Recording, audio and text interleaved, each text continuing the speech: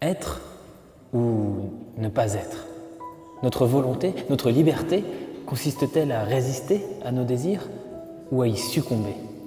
Notre morale peut-elle survivre aux ignobles turpitudes de certains de nos congénères? Salut tout le monde, c'est Omar de Frandroid et comme vous avez pu le voir, je me pose plein de questions, mais celle qui me taraude le plus, elle n'a rien de philosophique.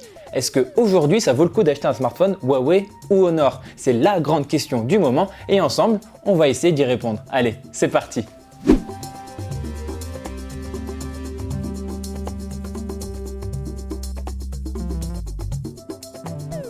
Tout le monde le sait maintenant, Huawei est au cœur d'un conflit géopolitico-économico-hypocritico, enfin bref, un conflit entre les États-Unis et la Chine. Et résultat, les États-Unis ont interdit toutes les entreprises américaines de collaborer, de travailler avec Huawei et sa filiale Honor. Du coup, sur les futurs smartphones de Huawei et de Honor, il n'y aura pas les services Google.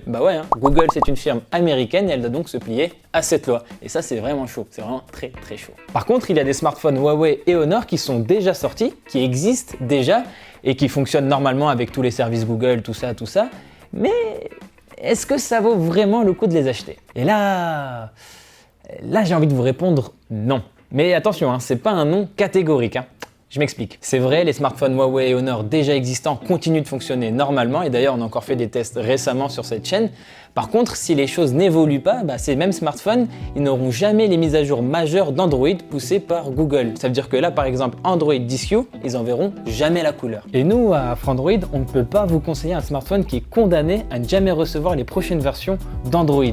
Et je sais, certains d'entre vous me diront, mais si Omar, les prix des smartphones vont baisser, c'est maintenant qu'il faut acheter. C'est un raisonnement qui se tient, c'est vrai, et après tout, moi je peux pas vous forcer à faire quoi que ce soit, évidemment. C'est juste que les smartphones Huawei et Honor ne nous paraissent pas être des solutions viables à l'heure actuelle. Et j'ai bien dit à l'heure actuelle, parce qu'il faut bien comprendre que la situation, elle peut changer encore dans les jours qui viennent ou les semaines qui viennent. D'ailleurs, il faut préciser que la situation pour Huawei, elle s'est un petit peu améliorée récemment. Par exemple, la marque avait dû quitter l'alliance Wi-Fi et l'association pour les normes des cartes SD, mais elle a eu le droit d'y retourner. Et c'est pareil pour le Mate 20 Pro qui avait dû quitter le programme bêta d'Android 10Q, et là, pouf, il y a retrouvé sa place. En plus de ça, Huawei ne se laisse pas marcher sur les pieds et veut prouver que la décision des États-Unis est illégale. Et puis il y a aussi la Chine qui veut soutenir son champion en menaçant les Américains de restreindre leur accès à des matières premières importantes et assez rares. Du coup, je pense qu'il y a deux options possibles. La première, c'est que les tensions n'arrêtent pas d'augmenter.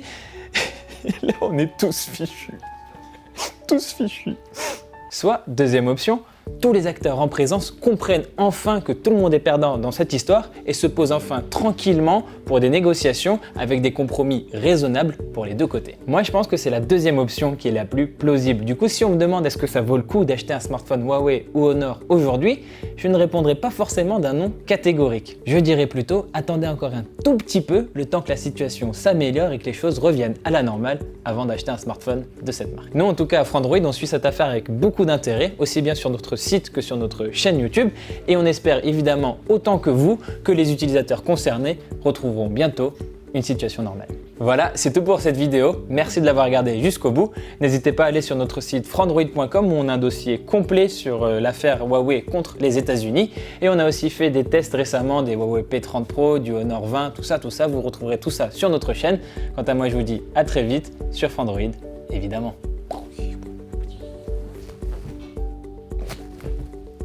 Je sais pas ce que je fais.